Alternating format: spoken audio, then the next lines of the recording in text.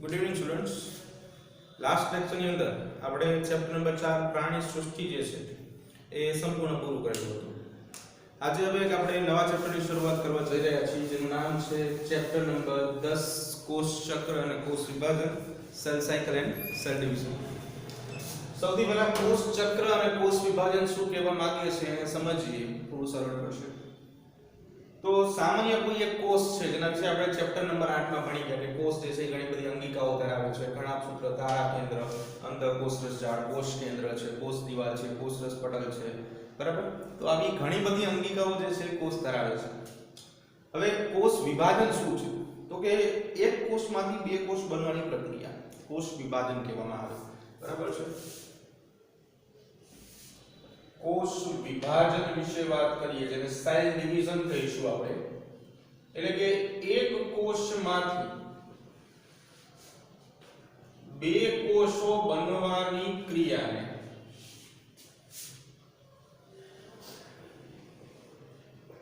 કોષ વિભાજન કહે છે.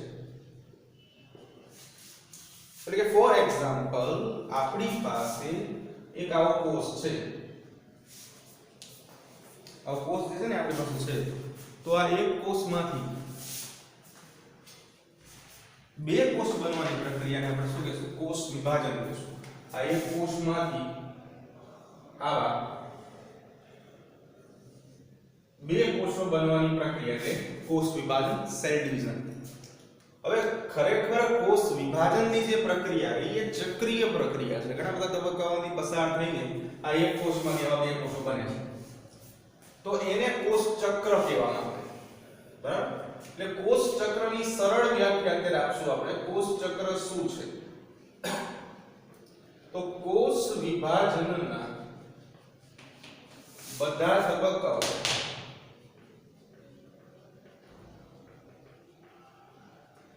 દર્શાવે છે કોષ ચક્ર, બરાબર. તો આ બંને વિશે આખા ચેપ્ટરમાં જોવાનું છે આપણે, બીજું કશું જોવાનું નથી, બરાબર.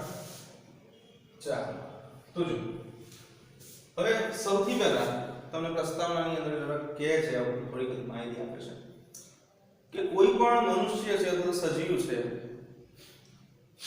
એ શરૂઆતમાં એક જ કોષનો બનેલો હોય જેને જનન કોષો આપણે કહીએ, બરાબર. એટલે કે માનવ જીવનની શરૂઆત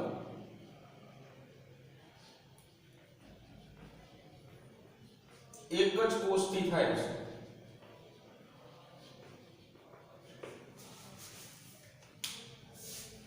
હવે આ એક કોષથી થતી શરૂઆત છે એ છેક પુખ્ત મનુષ્યમાં આપણે જે વાત કરી 10^14 1 ટ્રિલિયન જેટલા કોષો હોય. પુખ્ત માનવમાં 10^14 નીચે લખીશ અંદાજિત, મેં પણ ગણેલા નથી, બરાબર. એટલે તમે તો ખાલી અંદાજ જ લખજો, કોષો હોય છે. તો તમને પ્રશ્ન થવો જોઈએ કે ભાઈ આ એક કોષ અને એમાંથી 10^14 કોષો આટલું બધું કેવી રીતે બની ગયું, બરાબર. અહીંયા આપણે ઉદાહરણ તરીકે શરૂઆત આવી રીતે કરી છે અને અહીંયા તો 10^14 કોષો નો દોરવા છે ભાઈ, બરાબર. રાત પડી જશે. તો આટલા બધા કોષો જે છે એ બની જાય છે માનવ શરીરમાં. તો એ બધું કોષ વિભાજનથી થાય છે, બરાબર. ઓકે. તો કોષ વિભાજનના કારણે એક કોષમાંથી પુખ્ત માનવ બને છે. કેવી રીતે બને છે? જો લિંગી પ્રજનનની પ્રક્રિયા જે સેક્સ્યુઅલ રિપ્રોડક્શન તરીકે ઓળખાય છે,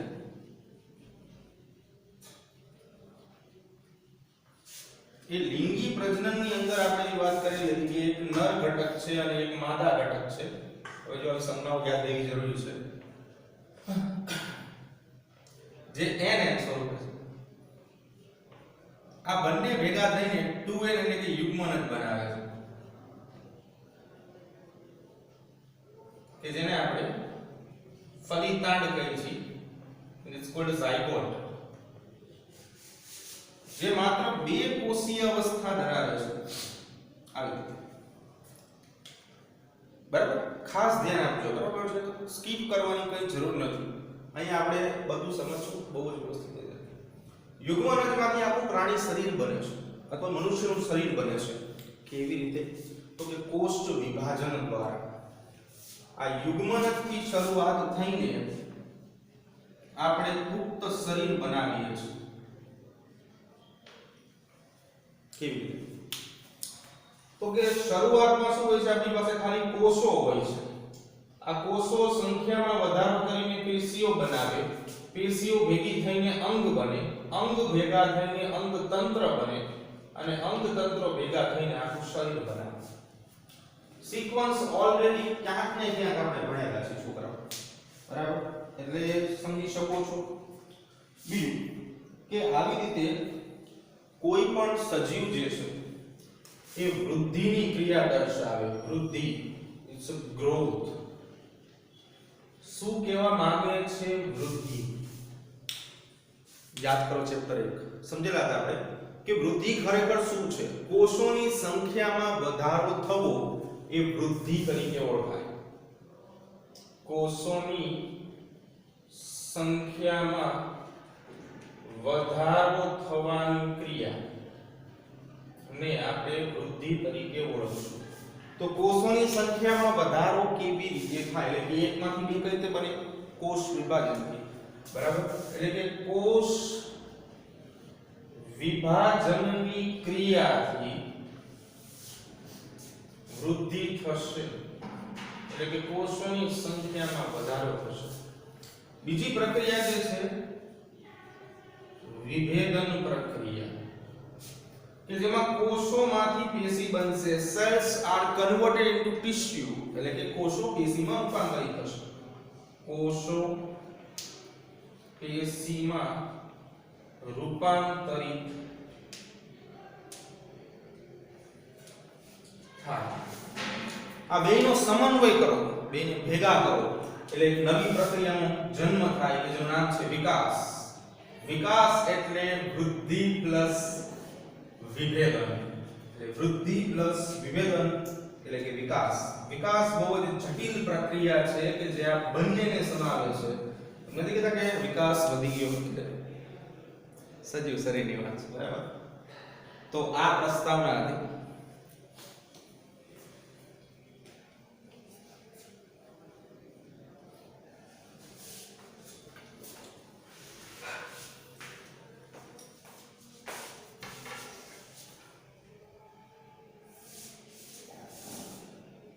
લેફ્ટ સાઈડ.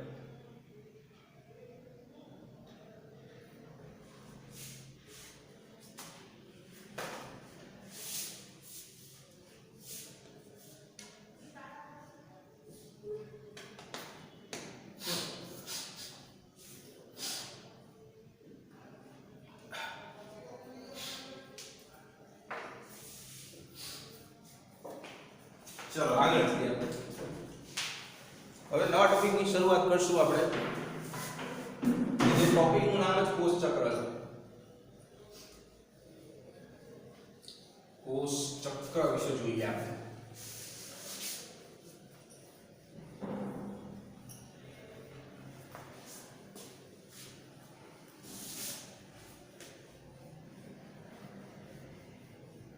કોષ ચક્ર શું કહેવા માંગે છે અને શું હાલ છે કોષ ચક્ર?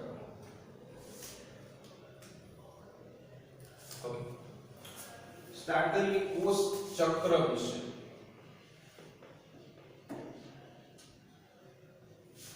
સેલ સાયકલ સમજવાનું છે આપણે.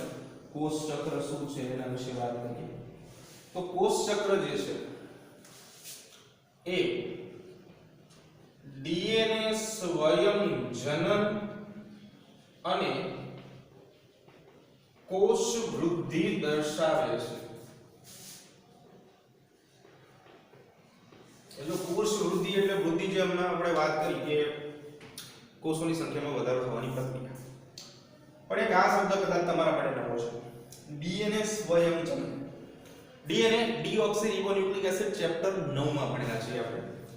હવે ડીએનએ ની આવી કુંતલ હોય,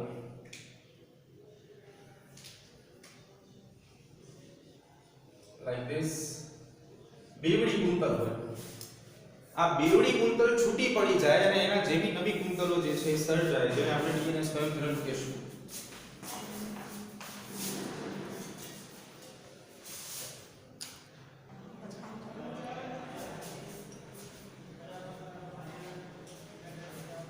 જો જે મુજબ વાત કરી કે ડીએનએ સ્વયંજનન, ડીએનએ સ્વયંજનન શું છે? એક ડીએનએ માંથી બે ડીએનએ બનવાની પ્રક્રિયા છે એને ડીએનએ સ્વયંજનન કહેશું આપણે. રેપ્લિકેશન ઓફ ડીએનએ તરીકે ઓળખાયા.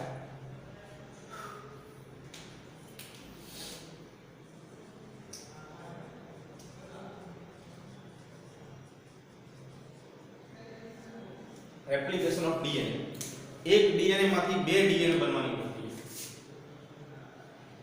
એક ડીએનએ માંથી આપમેળે એટલે કે સ્વયં બે ડીએનએ બનવાની પ્રક્રિયા,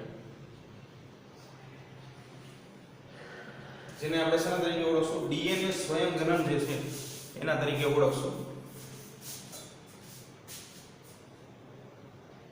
જે ડીએનએ સ્વયંજનન તરીકે ઓળખાશે. ઓકે, તો ડીએનએ સ્વયંજનન જે છે એ એક ડીએનએ માંથી બે ડીએનએ બનવાની પ્રક્રિયા છે. જે મુજબ આપણે બે કુંતલ દોરેલી છે, બે કુંતલ છૂટી પડશે, આવી કુંતલ બતાવશે અને એમાંથી આવી નવી કુંતલ જે છે એનું સર્જન છે. જો મેં રેડ કુંતલ બતાવી હતી એમાંથી આવી બ્લુ કુંતલ બને છે. એટલે આખી પ્રોસેસ પૂરી થઈ જાય એટલે તમને શું મળશે? તો કે જે પોતે ડીએનએ ની કુંતલ હતી એવી એવી કુંતલ, એટલે કે રેડ કલરની કુંતલ, અને બીજી જે છે એ બ્લુ કલરની કુંતલ જે છે મળે, જેને આપણે શું કહેશું? ડીએનએ સ્વયંજનન કહેશું, જેના વિશે આપણે 12 સેન્સમાં અતિશય ડિટેલમાં ભણશું. બીજું કે કોષ વિભાજન, ડીએનએ સ્વયંજનન, કોષ વૃદ્ધિ. યોગ્ય કોષ વિભાજન અને બાળકોષનું માતૃકોષ જેવું જનીન સંકુલ રચે છે. ચાલો, ડીએનએ સ્વયંજનન જે આપણે ભણી ગયા, એક ડીએનએ માંથી બે ડીએનએ બનવાની પ્રક્રિયા, કોષ વિભાજન અને કોષ વૃદ્ધિ. કોષ વિભાજન અને કોષ વૃદ્ધિ આ શું કરે છે? તો કે માતૃ ડીએનએ જેવું જનીન સંકુલ રચવાની ક્ષમતા ધરાવે છે. માતૃ ડીએનએ એટલે શું? તો કે માતૃ સજીવ, કે જેને અથવા પિતૃ સજીવ કહેવાય. એટલે કે જે પિતૃઓ છે, જે બાળ પેઢીનું સર્જન કરશે. માતૃ ડીએનએ નો અર્થ એવો થાય માતૃ સજીવ, માં જોવા મળતું ડીએનએ, જેને આપણે માતૃ ડીએનએ તરીકે ઓળખીએ છીએ. માતૃ સજીવની અંદર જોવા મળતા ડીએનએ ને આપણે શું કહેશું? માતૃ ડીએનએ કહેશું. એના જેવું ડીએનએ જે છે એ રચી શકે છે અને જેના કારણે માતા પિતાના લક્ષણ બાળકમાં આવે છે. બરાબર? તો આ બધું જે છે ડીએનએ ની અંદર થશે. બીજું, કોષ ચક્રની અંદર કોષ તેના દ્વારા જનીન દ્રવ્યનું દ્વિગુણન અને અન્ય ઘટકોનું સંશ્લેષણ કરે છે. જનીન ઘટકોનું દ્વિગુણન અને અન્ય ઘટકોનું સંશ્લેષણ આ કોષ ચક્રમાં થશે. કોષ ચક્ર દરમિયાન થશે. જનીન દ્રવ્ય એટલે કે જે ડીએનએ છે એનું દ્વિગુણન, જેને આપણે ડીએનએ સ્વયંજનન આ પ્રોસેસ તરીકે સમજાયું છે, ડબલ થશે. બરાબર છે? સાથે સાથે અન્ય ઘટકો બનાવવા પડશે, જે આપણે જોશું આગળ કે કયા કયા અન્ય ઘટકો જે છે બને છે એનું નિર્માણ કરશે. બીજું કે કોષ વૃદ્ધિ શું છે? તો કોષોની સંખ્યાની વાત કરી હતી.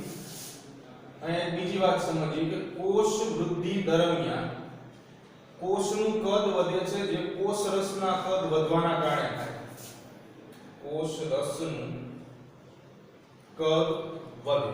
બરાબર? કોષ રસનું કદ જે છે વધવાની પ્રક્રિયા કોષ વૃદ્ધિ તરીકે ઓળખાશે.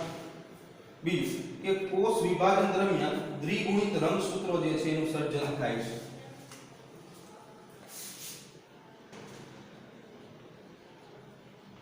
કોષ વિભાજન દરમિયાન દ્વિગુણિત રંગસૂત્રોનું સર્જન થાય છે.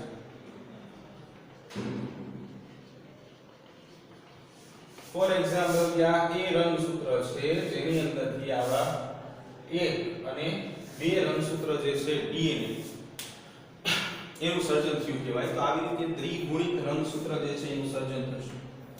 બીજું કે જટિલ ઘટનાક્રમ દ્વારા બાળ કોષ કેન્દ્રોમાં વિતરણ પામે છે અને બધી ઘટનાઓ જનીનિક નિયંત્રણ હેઠળ થશે.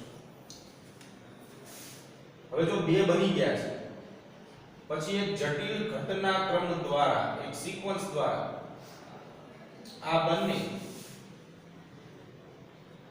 રંગસૂત્રો બાળકોષમાં વિભાજન પામશે તો એમાં દાખલ થઈ જશે અને આ બધું જનીનિક નિયંત્રણ હેઠળ હોય છે એટલે કે આ બધું જે છે એ જનીનિક નિયંત્રણની હેઠળ હોય છે જો એમાં ખામીઓ સર્જાય તો એ જનીનિક ખામીઓ જે છે એનું સર્જન કરે છે જે આપણે બાર સાયન્સમાં ડિટેલમાં જોશું બરાબર ઓકે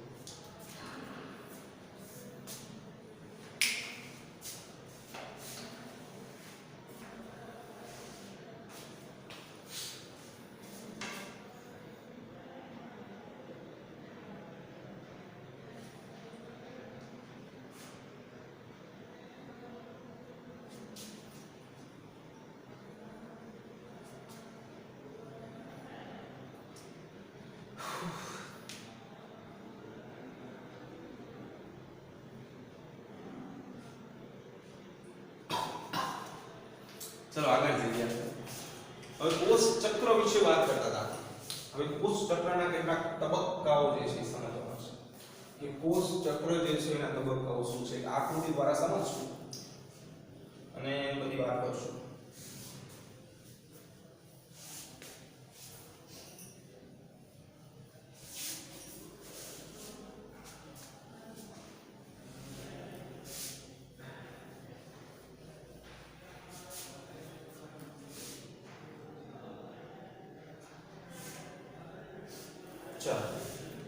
નવો ટોપિક છે કોષ ચક્ર અને એના તબક્કા એટલે કે કોષ ચક્રના વિવિધ તબક્કાઓ બરાબર એક સાયકલ છે જેને આપણે કોષ ચક્ર કહીએ છીએ એ કોષ ચક્રની વાત કરીએ આપણે કે ઉદાહરણ તરીકે આ જે છે કોષ ચક્ર છે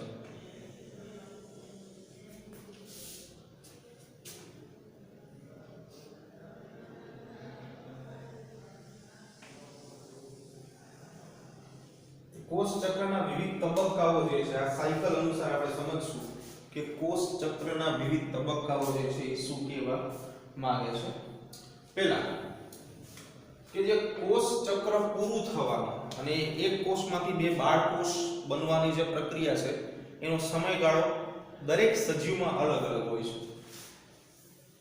એટલે કે કોષ ચક્ર પૂર્ણ થવાનો સમયગાળો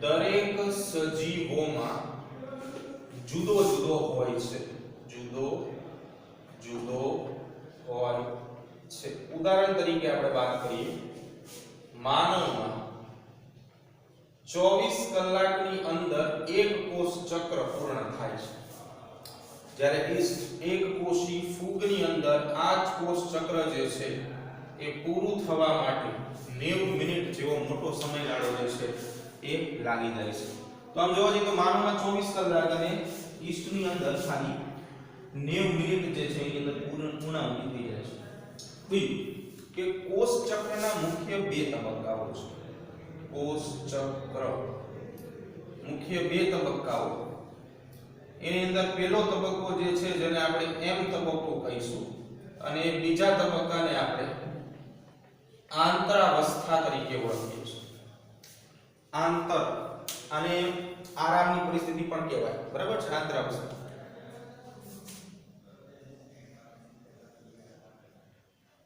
ચાલો હવે વાત કરીએ બે તબક્કાઓ જે છે શું કહેવા માંગે છે તો જે એમ તબક્કાની વાત કરેલી હતી એના કેટલાક પેટા તબક્કા છે જેમ કે પૂર્વાવસ્થા ભાજનાવસ્થા ભાજનોત્તરાવસ્થા અને અંત્યાવસ્થા પૂર્વાવસ્થા ભાજનાવસ્થા ભાજનોત્તરાવસ્થા અને અંત્યાવસ્થા આ ત્રણ સ્ટેજની અંદર આપણે ડિવાઈડ કરીએ છીએ ચાલો તો જોઈએ શું ત્રણ અવસ્થાઓ કહેવામાં આવે છે. તો ઉદાહરણ તરીકે અહીંયાથી એમ તબક્કો શરૂ થાય છે તો શરૂઆતમાં પહેલા પૂર્વાવસ્થા હશે, બીજા નંબર ઉપર ભાજના અવસ્થા હશે,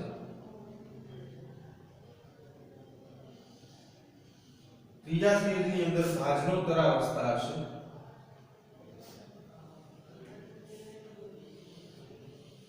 પછી એક અંત્ય અવસ્થા હશે.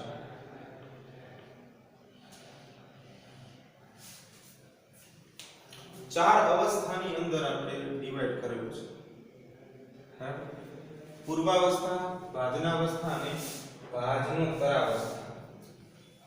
તો આ ત્રણ અલગ અલગ અવસ્થાઓ જે છે જેની અંદર આખું સાયકલ જે છે એ ડિવાઈડ થયેલું છે. તો એના વિશે થોડી ડિટેલમાં વાત કરીએ.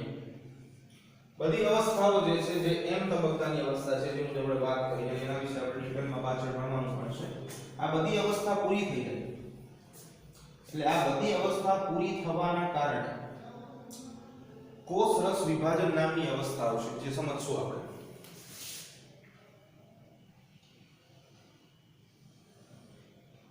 અને હું હાઇલાઇટ કરી નાખું કે જે એમ તબક્કો દર્શાવે છે.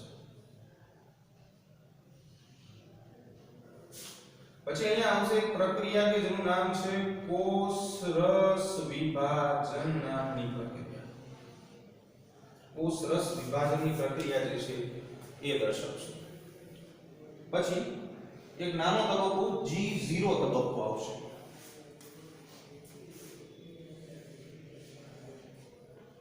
G0 તબક્કો બરાબર કે જે આખો આંતરાવસ્થાના તબક્કા દર્શાવે છે. આંતરાવસ્થા જે છે જે G1 તબક્કો, S તબક્કો અને G2 તબક્કો ધરાવશે. G1 તબક્કો, S તબક્કો, G2 તબક્કો, આવા અલગ અલગ તબક્કાઓ જે છે એ આ ધરાવશે. પછી G0 તબક્કા બાજુ G0 એક સામાન્ય સ્ટેજ છે, આંતરાવસ્થામાં તરત દેખાડો પણ G1 તબક્કો દર્શાવશો આપણે. એના પછી G1 તબક્કો જે છે એ શરૂ થાય છે. G1 તબક્કો, પછી જે તબક્કો શરૂ થાય છે S તબક્કો અને પછી G2 તબક્કો. તો આજે આખો ભાગ છે અહીંયાથી શરૂ કરીને જેને આંતરાવસ્થા તરીકે ઓળખવામાં આવે છે. બાકીનો બધો ભાગ આંતરાવસ્થા તરીકે ઓળખાશે. બરાબર છે. એટલે કોષ ચક્રના મુખ્ય બે ભાગો વિશે વાત કરીએ, તબક્કો અને આંતરાવસ્થા, બે ભાગોની આપણે ચર્ચા કરીએ.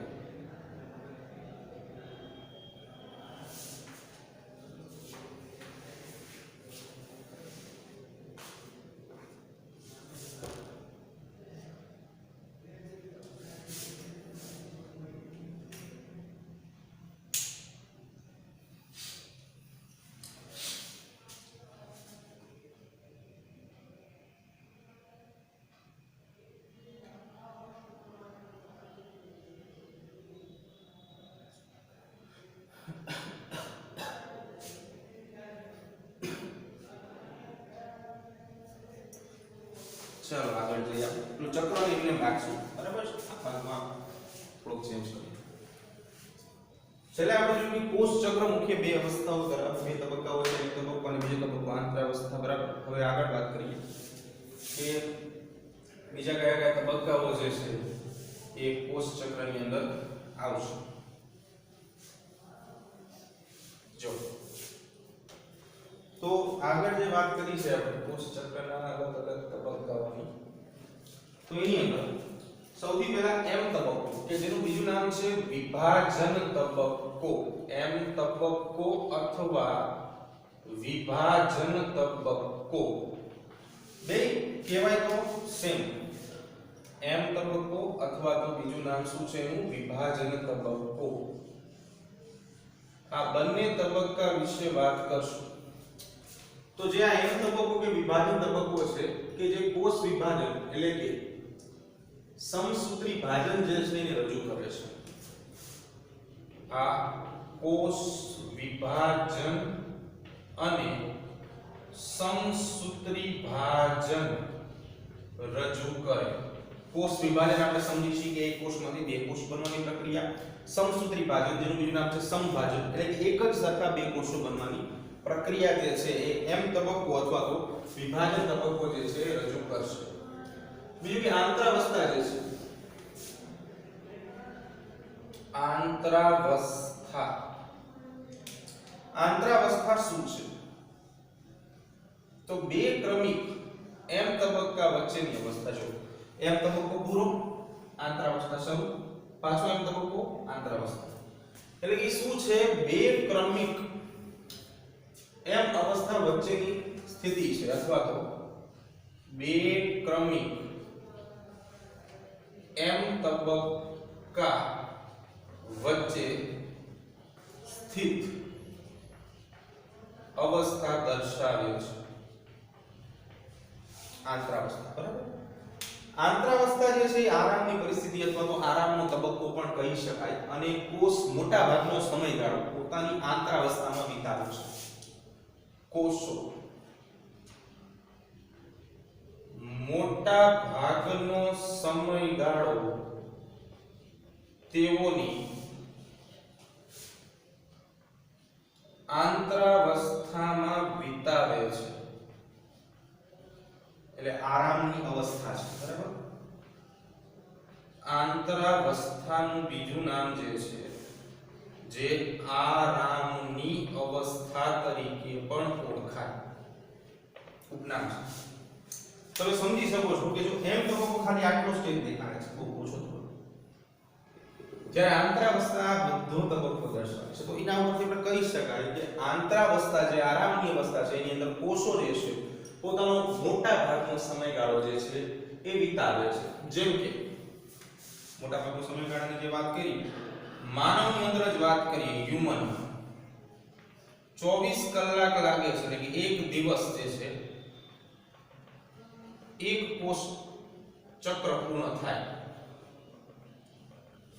તો જે આ 24 કલાક છે એનો 95% થી વધુ સમયગાળો જે છે કોષ જે છે આંતરાવસ્થામાં વિતાવશે. કોષ શેમાં વિતાવશે? આંતરાવસ્થામાં વિતાવશે એટલે કે આંતરાવસ્થામાં પસાર કરશે.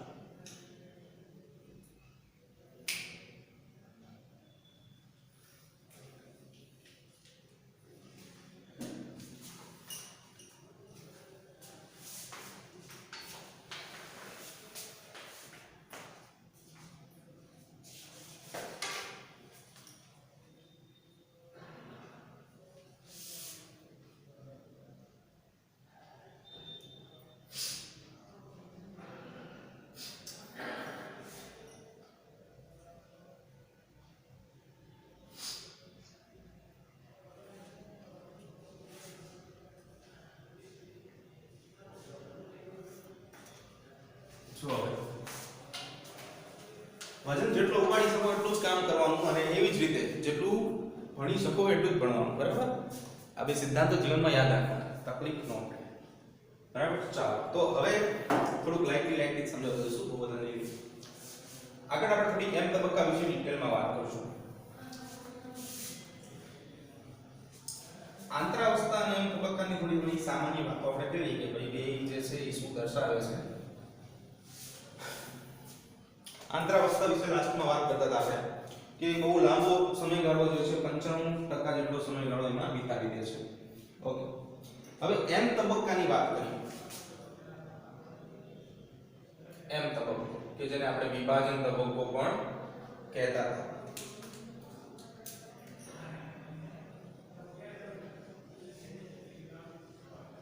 બરાબર? એમ તબક્કો શું કરે છે? એમ તબક્કાની શરૂઆત, આની જે શરૂઆત જે છે એટલે કે સૌથી પહેલા એની અંદર કોષ કેન્દ્ર વિભાજન થશે. શું થશે? કોષ કેન્દ્ર વિભાજન કે જેને કેરિયોકાઇનેસિસ કહેવામાં આવે છે. આનું બીજું નામ છે કેરિયોકાઇનેસિસ. કેરિયોકાઇનેસિસ કોષ કેન્દ્ર વિભાજન જે છે સૌથી પહેલા થશે, જેના કારણે બાળ રંગસૂત્રો જે છે એનું વિભાજન થશે અને આના કારણે શું થાય, બાળ રંગ સૂત્રોનું વિભાજન થઈ કોષોમાં સર્જાય. કેરિયોકાઇનેસિસ શું છે સમજીએ. ફોર એક્ઝામ્પલ કે આ એક કોષ છે અને એની અંદર આવી રીતે કોષ કેન્દ્ર જે છે આવેલું છે અને અંદરની બાજુએ રંગસૂત્રો છે, લાઈક ધીસ, બહુ નાના દેખાય છે. તો અહીંયા માત્ર કોષ કેન્દ્ર વિભાજન પામશે, એટલે કે કોષ કેન્દ્ર કેવી રીતે વિભાજન પામશે જો સમજો કે એક ગોળ કોષ કેન્દ્ર તમે ત્યાં જોઈ શકો છો, એવી રીતે અહીંયા આવી રીતે એકમાંથી બે કોષ કેન્દ્ર બનશે અને જેના કારણે બાળ રંગસૂત્રો જે છે, એટલે કે રંગસૂત્રો જે છે એ શરૂઆતમાં સેન્ટરમાં હોય એટલે ધીમે ધીમે દૂર થતા જશે. બરાબર, તો શરૂઆત થશે કોષ કેન્દ્ર વિભાજન એટલે કે કેરિયોકાઇનેસિસ. બીજું પણ ત્યારબાદ કોષરસ વિભાજન કે જેને સાયટોકાઇનેસિસ કહેવામાં આવે છે તે થાય છે. ત્યારબાદ કોષરસ વિભાજન એટલે કે સાયટોકાઇનેસિસ નામની ક્રિયા થશે. એટલે કે જે કોષની અંદર કોષ કેન્દ્ર સિવાયનો જે કોષરસીય ભાગ છે એનું વિભાજન થશે. કેવી રીતે જો કે આવી રીતે લાસ્ટમાં આપણે જોયું હતું કે આ કોષ જે છે એનું કોષ કેન્દ્ર આવી રીતે ડિવાઈડ થાય છે, લાઈક ધીસ. બરાબર, સેન્ટ્રલ પાર્ટ. હવે આમાં શું થાય છે કે ખરેખર કોષો જે છે એ આવી રીતે છૂટા પડવાની શરૂઆત કરે. કોષ કેન્દ્ર પણ આમ છૂટું પડશે, લાઈક ધીસ, અને એની સાથે કોષ રસ પણ છૂટો પડશે. તો એને કહેશું આપણે સાયટોકાઇનેસિસ એટલે કે કોષ રસ વિભાજન. પહેલો સ્ટેજ શું છે તો કે પહેલો સ્ટેજ છે કોષ કેન્દ્ર વિભાજન અને બીજું સ્ટેજ શું છે કોષ રસ વિભાજન, સાયટોકાઇનેસિસ. બરાબર, ઓકે. બીજું કે આંતરાવસ્થામાં શું થાય છે. નેક્સ્ટ, આંતરાવસ્થા.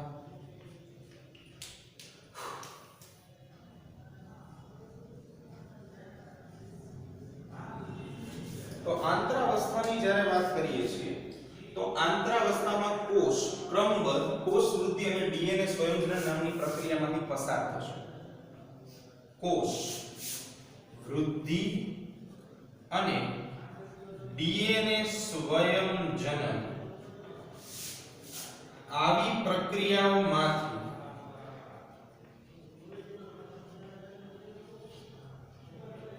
કોષ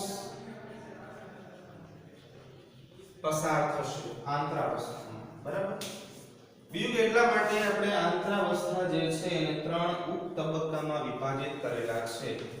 આંતરાવસ્થાના અન્ય તબક્કાઓ અથવા તો ઉપ તબક્કાઓ કયા છે સામે તમે જોઈ શકો છો.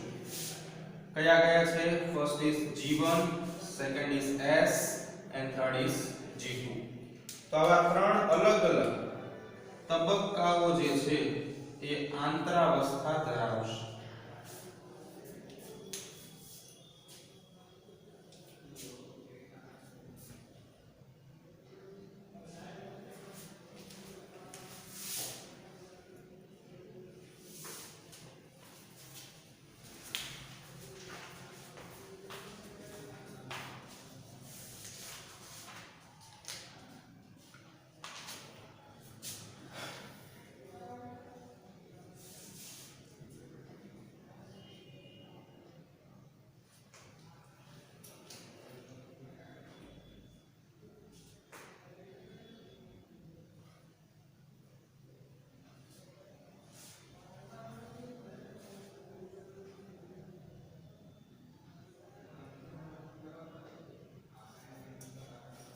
ચાલો લેટ્સ ગો.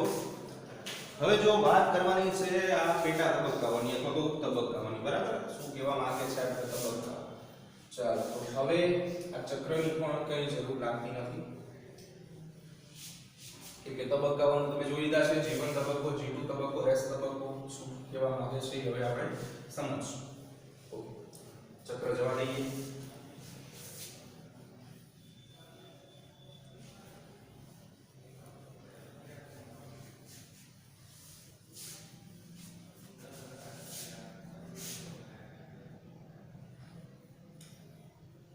જો તબક્કાઓની વાત કરીએ, સૌથી પહેલા G1 તબક્કાની શરૂઆત કરશું કે G1 તબક્કો શું કહેવા માંગે છે. જે મુજબ વાત કરી આગલા મુદ્દાની અંદર, આંતરાવસ્થા જે છે એ ત્રણ પેટા તબક્કા અથવા તો ઉપ તબક્કાઓ ધરાવે છે. એમાં છે G1 તબક્કો. તો સંભાજન અને ડીએનએ સ્વયંજનન વચ્ચેનો તબક્કો છે. આ શું છે? સંભાજન અને ડીએનએ સ્વયંજનનની શરૂઆત વચ્ચેનો મધ્યસ્થી તબક્કો છે, જેને આપણે નામ આપીએ છીએ G1 તબક્કો. બરાબર છે? G1 તબક્કાની અંદર કોષ જે છે એ ચયાપચયિક રીતે સક્રિય હોય છે. G1 તબક્કામાં કોષ ચયાપચયિક રીતે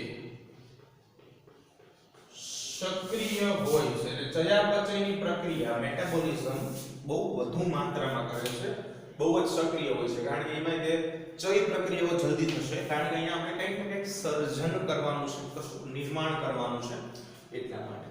બરાબર છે? સતત વૃદ્ધિની ક્રિયા કરશે. આ કોષ જે છે સતત વૃદ્ધિની ક્રિયા કરશે, ક્રિયા કરે છે. પણ અગત્યની વાત કે ડીએનએ સ્વયંજનન અહીંયા થતું નથી. એટલે આ સ્ટેજ એવો તબક્કો છે કે જ્યાં ડીએનએ સ્વયંજનન થશે નહીં.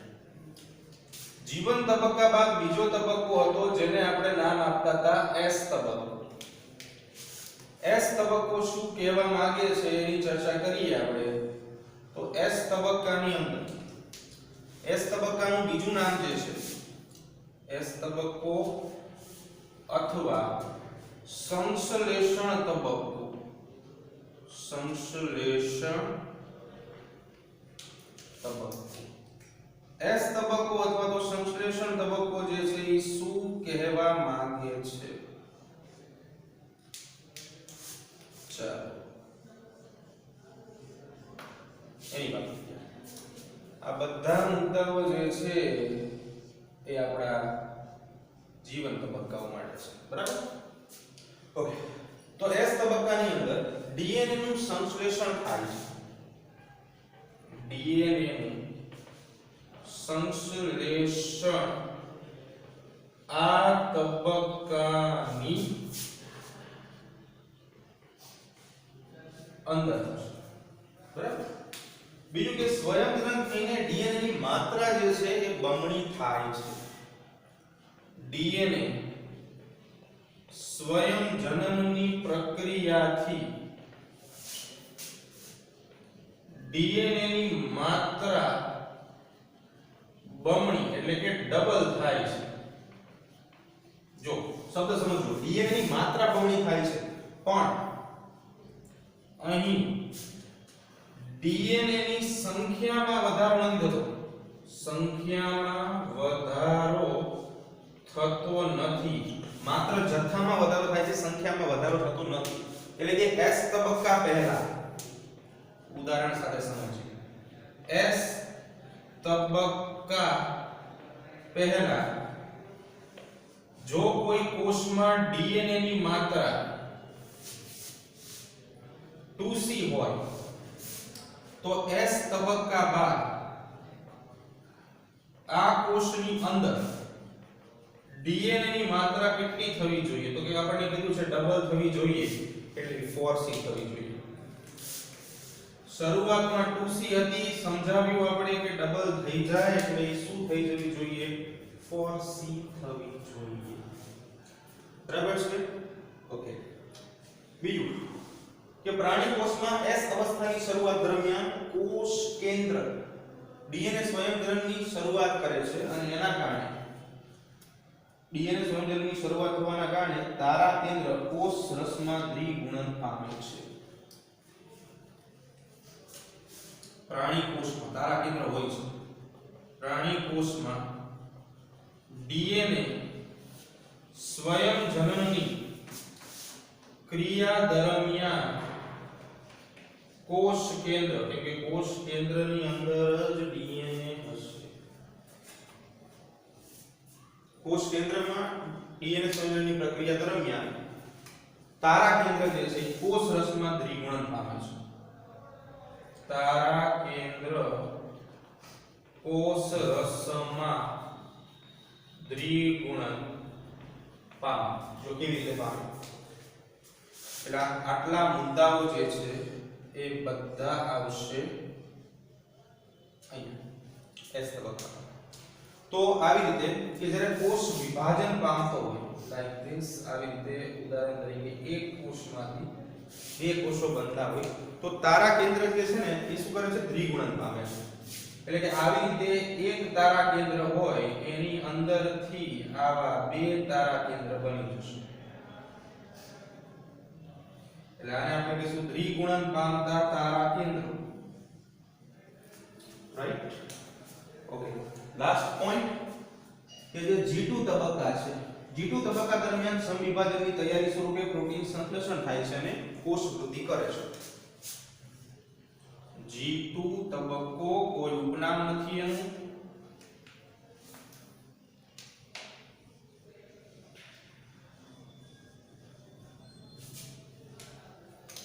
જેમાં સમવિભાજનની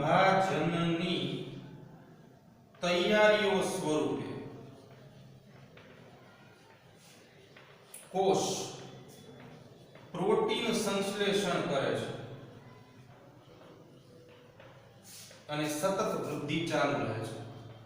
સતત વૃદ્ધિ